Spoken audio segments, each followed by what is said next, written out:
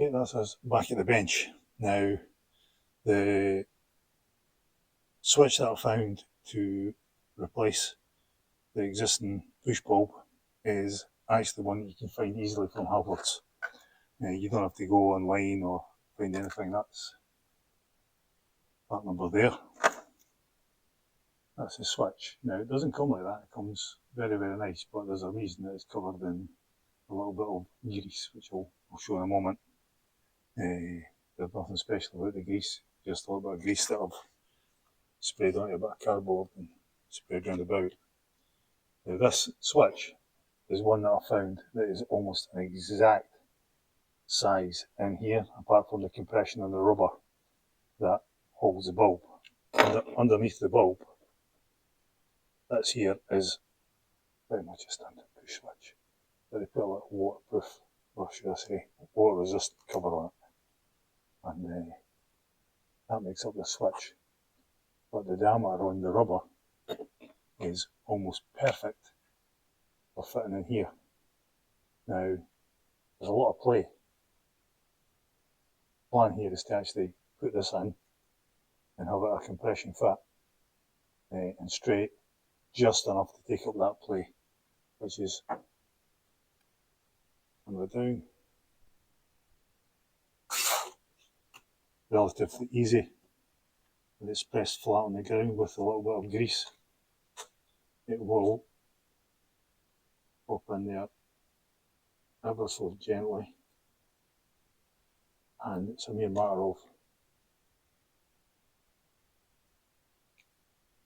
pushing down, putting in a little bit of time, just, I probably pushed that too far now, it will come back a little bit, no problem. So about the same as it was before, you might want to just cut it off a little bit, just a little bit of play.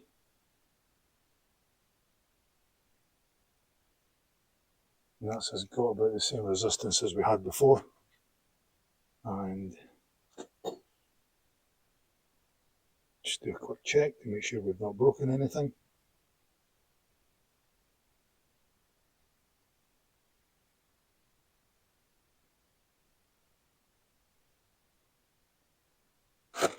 And it's working as intended. So we have success. There's a lot more leverage when the button's back on it, but we don't have a lot of play, it won't rattle. And as we will see, the point at what the switch is settled in the back is pretty close to where the ring is. So if we actually put in the original retaining ring for the switch, but upside down, I am hoping that we can get it to fit flush, so we can actually just crimp the rear back on, cut 2 holes for this, and then the job's a good one. Okay, yeah, well, sorry guys, what was that? Right, okay. Someone just handed me yet another dash note relays, and I didn't know. Wasn't plenty to play with already. Now that's me just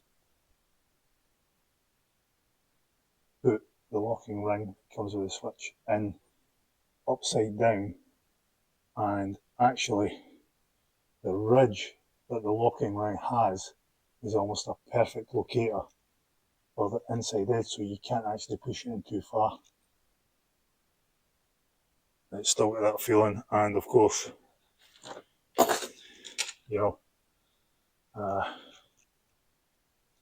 after a lifetime in engineering, even with the best mods done by the best people with the most experience, whenever you actually do some mods test. Perfect. So now we just need to cut a small hole at the back, and wherever I've put it, put this back in. So time to get cutting.